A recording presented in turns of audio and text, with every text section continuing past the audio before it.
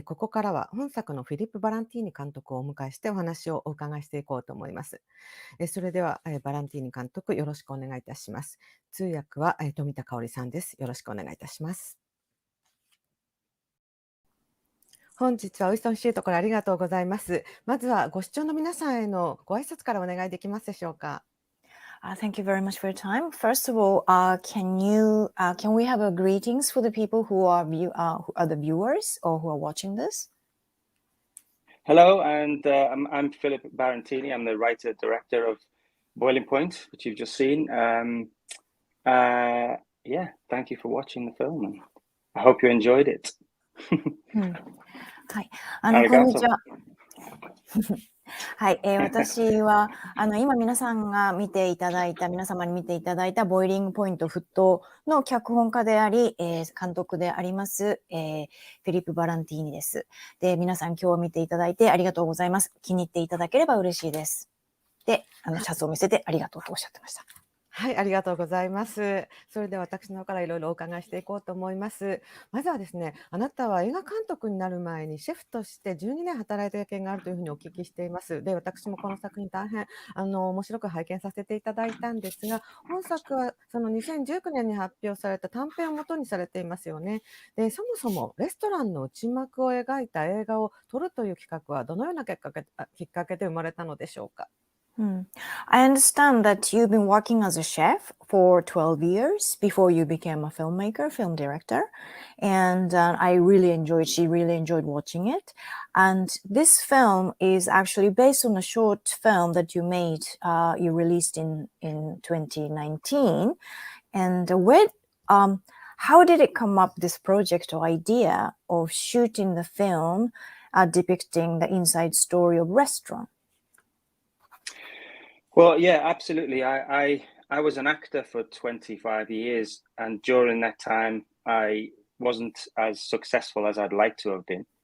So I needed to make some money. So I started working in kitchens as a chef, and I started from the bottom, washing dishes and things, and then I worked my way up to the top and became a head chef after 12 years. And during that time, I saw lots and lots and lots of, things. Everything that's in the movie is based on true events that I've witnessed myself. And I just thought I'd wanted to direct for many, many years, but never really had the confidence to do it. And then my mum sadly passed away 6 years ago. And that gave me the drive to pursue my dream as a director. And I always knew that something set in a kitchen in a restaurant had never really been done in a way that it felt truthful, because it's always glamorized, it's always beautiful, the food is everything, but actually working in restaurants and in kitchens can be incredibly stressful and tough. And I wanted to capture that, the experience that I personally had when I worked in kitchens. はい。私は俳優を25年やっていまして、でもその間、なかなか、あまり自分が思うようには成功していなかったので、生計を立てるために、シェフとして働き始めたんですね。キッチンで働き始めまして、最初は本当に一番下、皿洗いから始まって、徐々に、階段を登っていきまして、12年経ってトップシェフになったわけです。で、その間、本当にいろいろなことを見て、この映画の中にそれが出ているんですけども、この映画に出ていることは、私が、見てきたことがベースになっている、事実がベースになっていると、言っていいと思います。で、監督はずっとしたいと思っていたんですが、自信がなかったんですね。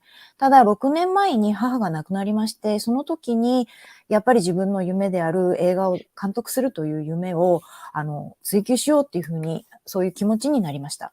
そして、自分がキッチンの、レストランのキッチンにいた経験から、そういうことを、真実味を持って描いた映画はないなっていうふうに思ったんですね。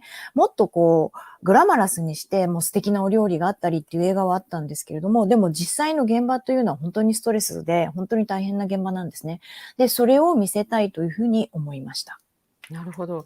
そのシェフアンディの葛藤を中心としたこの群像劇には、社会問題のようなものもたくさん含まれていると思います。でもちろんご自身の体験が主だと思うんですけども、例えば人種問題、労働環境、パワハラ、セクハラ、同性愛に対する偏見だとか、SNS 時代の批評文化、そういった様々な問題が見事にはまっていると思うんですが、脚本作りのポイントは何だったんでしょうか？Well, this ensemble film is set around the conflict of Andy, and it beautifully portrays all kinds of social issues that we are facing right now. For example, racial issues, work environment, and the prejudice against homosexuality, and all this criticism on social media, and everything is there. And in writing the script, what is the most important point for you? I mean, the most important point for me is to get all of those things right. And when you're writing something, it was important that myself and James Cummings, who I wrote the script with, we researched all of those points properly. For example, racism. Me as a white male, I don't experience racism on a daily basis, so I had to speak to the actress who played Andrea. We sat down for, we were supposed to have a coffee together for like 30 minutes, and we ended up sitting down for like 4 hours, just talking, and we both, got very emotional. And she told me about her experiences and her family's experiences and what they go through. And not in terms of racism, it's not like it's sort of passive racism. Which happens every day. It's not something that is always sort of explained or shown. And the same with the homosexuality thing. It's I wanted to show things that you don't necessarily see. It's not like at the forefront. It's kind of underhand, and it's things that people go through on a daily basis. And I wanted it to feel real. That was the key for me. When we wrote the script, the whole film had to feel believable and relatable to anybody in any any sort of part of the movie. I wanted somebody to say, wow, I know this person, or I am that person, or I've been through that, or I understand that, So that was the most important thing for me when we wrote the script. 脚本を書くときに私が一番大切にしていたことは、今おっしゃったようなポイント全部を正しく入れ込むということだったんですね。で、監督として大切にしたいと思っていたのは、一緒に共同脚本をしてくれたジェームス・カミングスもそうなんですけれども、そういったものを全部、ポイントをすべてきちんとリサーチをして入れ込もうということだったんです。例えば、レイシズム、人種問題については、私は白人男性なので、あまり日常的にその人種差別を経験するわけではないので、アンドレア役をやってくれた女優さんとお話をしたんですね。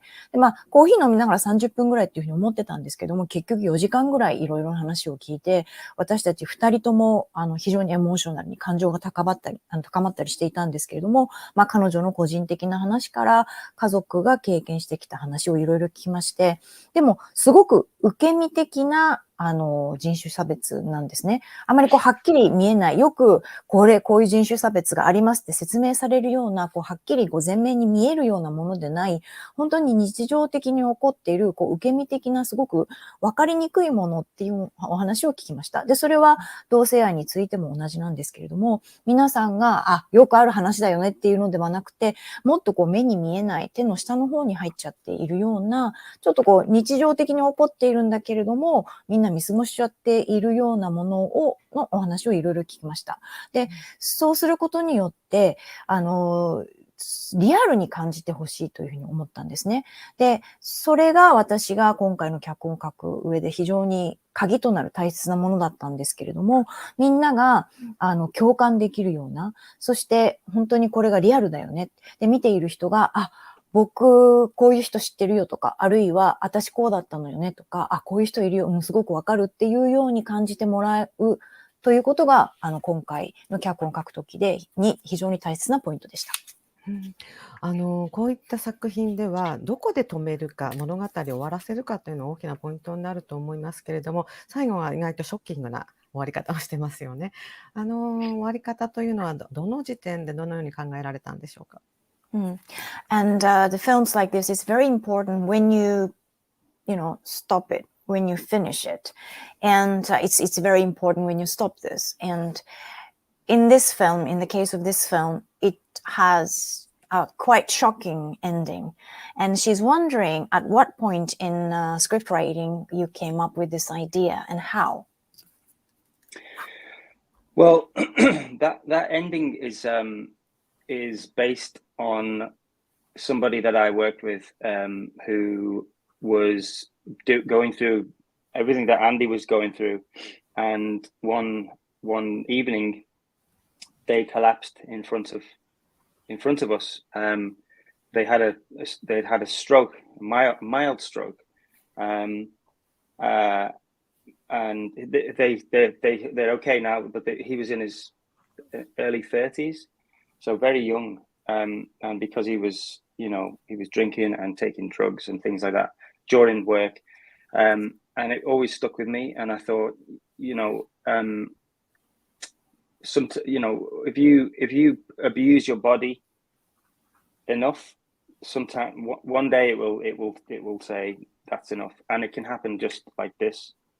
So my idea for Andy was that he was the stresses of life and his work and him, taking drugs and drinking and abusing his body. Ultimately, you don't know the second when you could die. And that was the message, really, was it can happen anytime, any place. There's no warning sometimes when it becomes, a heart attack is what Andy has had.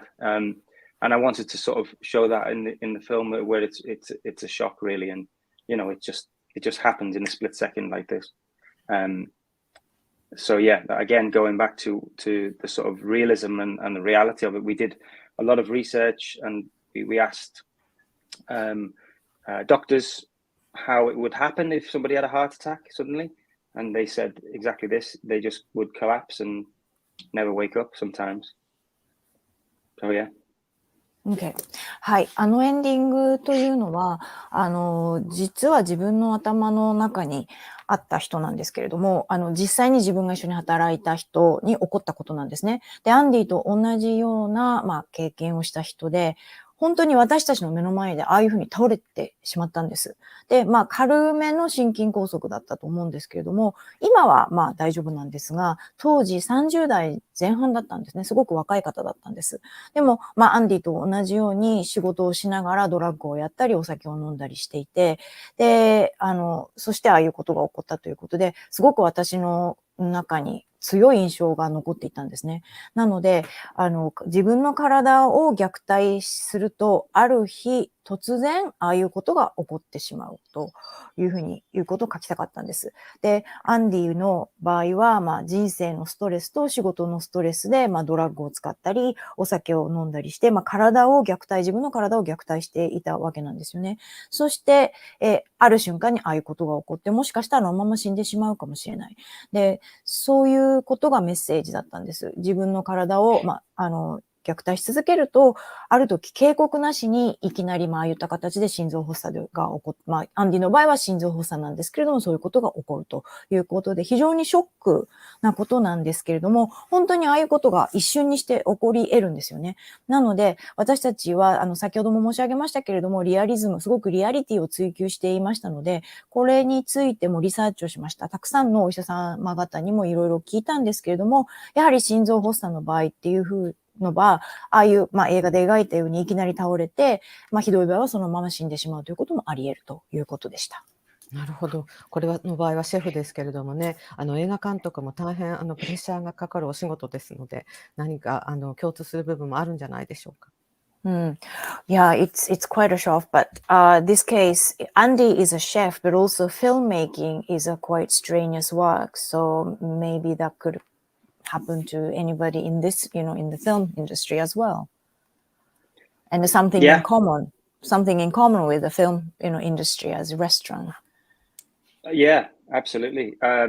Even for me as going from being a head chef to now a director, it's kind of the same thing. You have a team around you. You're in control of everything that's happening. It's very, very similar, very similar. Mm. But you learn to sort of look after yourself and make sure that you're not, burning the candle at both ends, basically. はい。そうですね。もちろんすごく似てると思います。私は、ヘッドシェフから、映画監督になったわけなんですけれども、すごく似てると思います。自分の周りにチームがいて、すべてを自分がコントロールしてという意味で、とても似ているというふうに思います。ですが、私の場合は、自分の面倒を見ると、自分の体を大切にするということも学んできたので、やりすぎないように心がけてはいます。この作品の大きな特徴の一つであります撮影についてもお聞きしたいと思います。ノー編集、ノー CG で90分ワンカットで撮影とするアイデアはどこから来たのでしょうか。でこのワンショット撮影によりどのような効果を狙ったんでしょうか。And she would like to ask you about how you shot. This is very important part of this film. Is that no editing, no CG, just 90 minutes, one shot. Where did you get this idea? And also, what effect were you looking for of this one shot? So we did the short film in 2018, and my idea was to do 20 minutes in real time, following the chef from on the last 20 minutes of his life, basically. And when I spoke to my cinematographer Matthew Lewis about how I wanted to shoot it, I wanted it to be very realistic and fast-paced and overlapping dialogue and everybody talking over each other. And we had the idea to sort of maybe just shoot it in one take for the 20 minutes. So we did that for the short, and it was very successful. And then when we decided we wanted to shoot the feature, again we talked about how we wanted to do it, and we had various different ideas for the script. And one of the ideas was that it was just it was conventionally shot with cuts and just normal. And we were writing that script, but it just wasn't exciting me. And it wasn't exciting James, the other writer, or the producers, or Stephen Graham. We were talking to him about the script. And then one day I just said, I think we need to do this in one take, the whole thing. And I knew it had been done before. So I knew it was possible. The movie Victoria, the German film, which is fantastic. And so we went and researched, and we researched which camera equipment we could use, and I think for me the feeling, we didn't go into this saying, oh, we're going to do a one take movie. Look how clever we are. This is going to be really, really clever and really smart, and everybody's going to think we're really great. I wanted it to be a second thought for people. I wanted people to watch the movie and then at the end of the movie realize, oh wait, that was one shot. I wanted it to be almost a feeling that they have, to give the movie an extra layer of tension, so that the audience are not able to take their eyes off the screen, and they're forced to continue watching without any cuts, without any breathers, without any breaks. And so that was the idea going into it, really. Because when you're working in a kitchen or a restaurant, the minute you start that shift, you don't get to stop. It's one take. It's one take when you're working in a restaurant. And I wanted to sort of capture that for the audience. People who've worked in restaurants before, I wanted them to watch this movie and go, wow, yeah, I recognize that. That's exactly what it's like. And people who've never worked in restaurants, they've certainly eaten in a restaurant before. So I wanted them to say, oh, wow, is that what it's like? So that was the idea, really. Yeah. はい。2018年に、同じタイトルの短編を撮ったんですけれども、それは20分で、ある人のシェフの最後の20分間をリアルタイムで撮るという、映画だったんですね。で、その時に撮影監督のマシュー・ルイスとどういうふうに撮ろうかという話をした時に、リアリスティックで、非常に、速いペースで、みんながお互いの言葉を待たないでどんどん会話が重なっていくような、みんなが成り立てているような作品、撮り方をしようというふうに言ったんですね。そして、それをやりまして、で、20分での、短編を撮ったんですけども、それが非常に成功したんですね。じゃあ、これで、長編を撮ろうと決めたわけなんですけれども、いろんなアイディアを出しちゃいました。作品を、脚本を書きながら。じゃあ、一つのアイデアっていうのは、いわゆるノーマルな形でカットを重ねて作っていこうかと。で、そういう形で、脚本を書いていたんですけれども、あんまり自分も面白くないし、共同脚本していたジェームス・キャミングスもそんなにエキサイティングじゃないねっていうふうに言うし、プロデューサーもそうだし、スティーブン・グレアム主演の方も関わっていたんですけども、彼もあんまりこれドキドキしないよねっていうことに、なんかみんながあんまり盛り上がらなかったんですね。なのである日私が、じゃあワンテイクでやろうと。前もやったからできるよというふうに言いました。ドイツの映画のビクトリアってありますけれども、あれ素晴らしいですよね。で、それでリサーチを始めて、どんなカメラを使ったらいいのか、機材が必要なのかっていうことを調べたりしました。ただ私たちがやりたくなかったのは、もういかにもワンテイクですよと。で、すごいでしょ、僕たち、みたいな、僕たち頭いいでしょ、すごいでしょっていうのを見せつけるようなものではなくって、観客の方が見終わってから、あれワンショットだったのみたいな、それほど、テンションがある。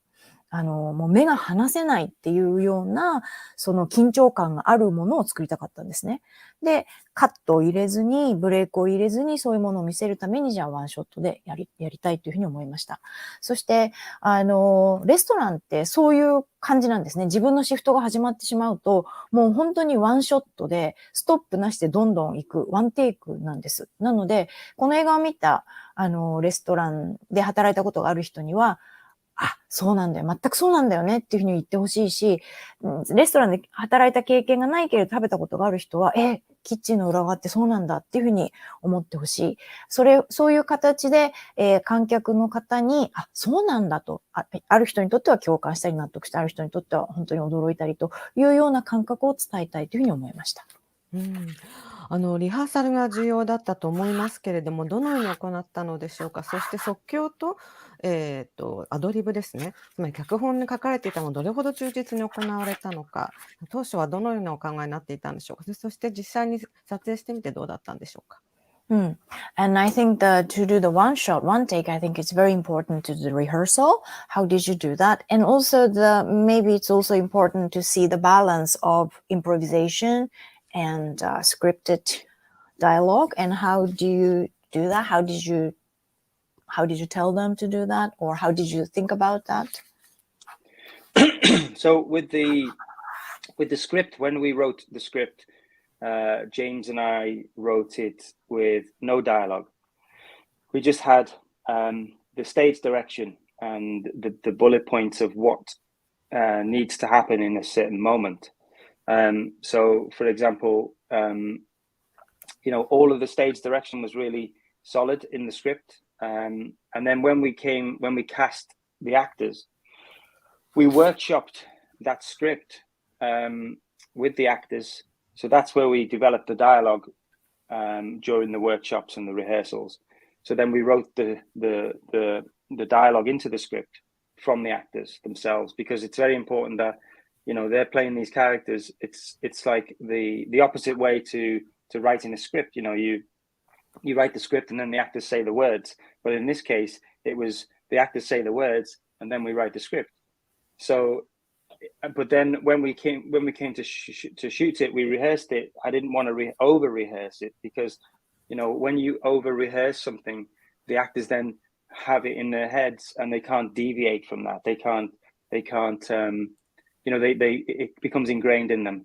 So when we come to shoot it, when we rehearsed it, I just wanted to rehearse the moves and the camera, and it was very important that we rehearsed with the camera and the sound team and everybody, all the crew, for the first 2 weeks.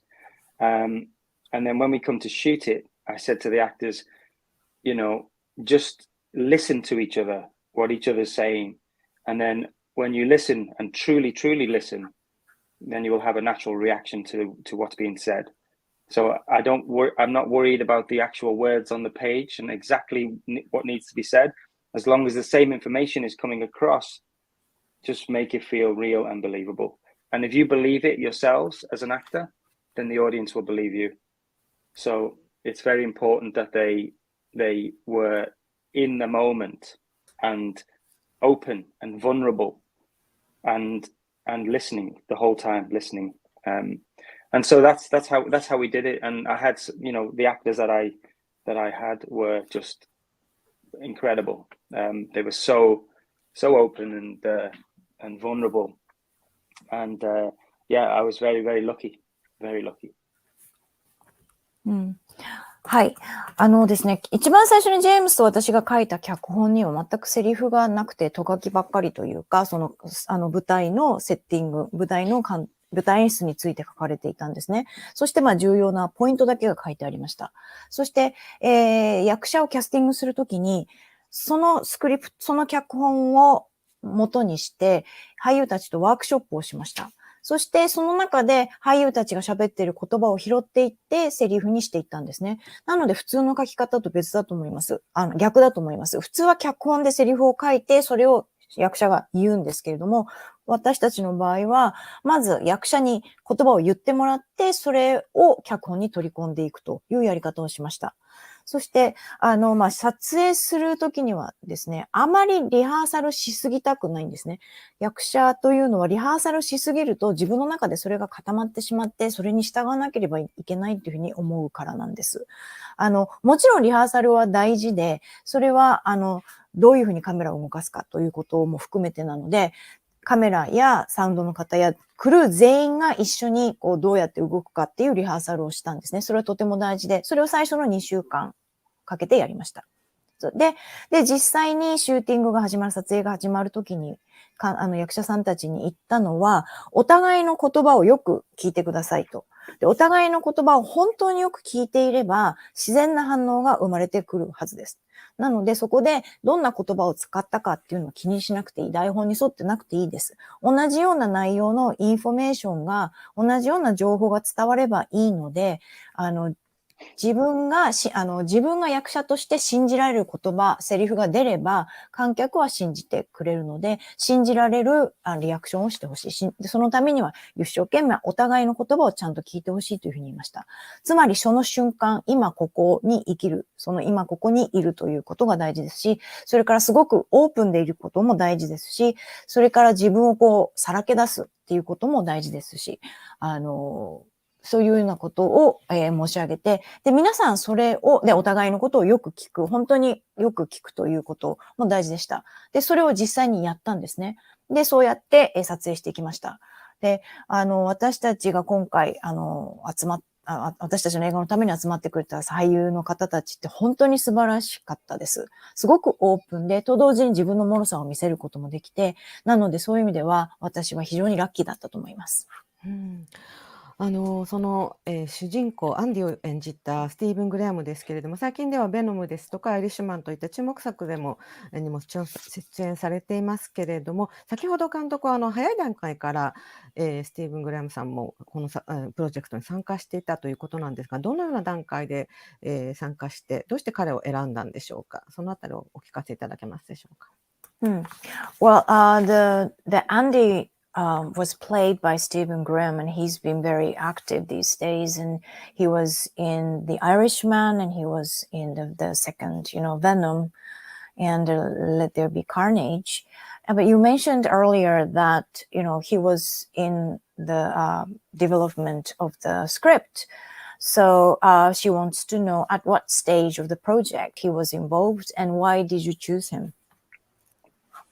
Well, Stephen Graham and I are old friends. We've known each other for over 20 years.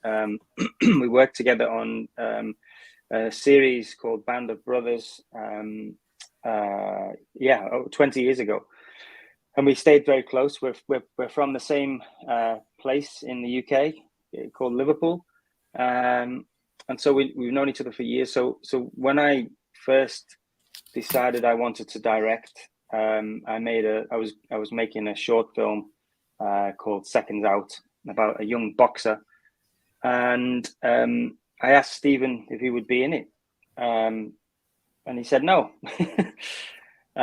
Because he said, he's Stephen Graham. He basically said, why don't you do the first one? Let's see how you get on. Let's see if you're any good, and then maybe we can talk after that. So then I showed him the first film, and he loved it, and he said, okay, what are you going to do next? I said, well, I've had this idea for this short film about a chef, and he said, oh, well, it's about your life, and I was like, well, yeah, kind of. And so I pitched it to him, and he and I told him we're planning to do it all in one take, and he loved the idea. He got very excited, and so he came on board, and then we sort of developed the characters together. And then when we decided we were going to do the feature, he was on board straight away. It was no question really. He wanted to do the feature length version of what we'd already done, because he said it was the most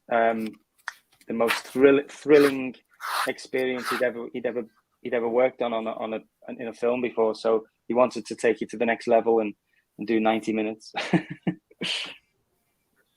はい。スティーブンと私はですね、20年来の、旧知の仲なんですが、バンザブラザーズというシリーズで一緒に仕事をして以来の仲なんですね。二人ともリバプール出身だということで、ずっと音信を立っていたわけなんですけれども、一番最初に自分が監督をしようと思ったなので、自分が一番最初に監督をしようと思った時、彼と仕事がしたいなというふうに思ったんです。セカンドアウトという若いボクサーについての話なんですが、スティーブン・グレームにやってくれないかって言ったら、ノーって言われたんですね。で、彼らしいんですけれども、一作目君がまず撮れよと。で、それがよくできたら、次の話しようじゃないかというふうに言われまして、で、それを撮りまして、で、彼に見せたんですね。そしたら、彼がその作品がとても好きだったんです。なので、じゃあ次の映画の話をしたいんだけど、ということで、シェフの映画を作りたいと言ったら彼が、じゃあ自分の話なんだっていうふうに聞かれましたので、あ、そうなんだというふうに言いまして、で、いや、実はワンテイクでやろうと思ってるんだ。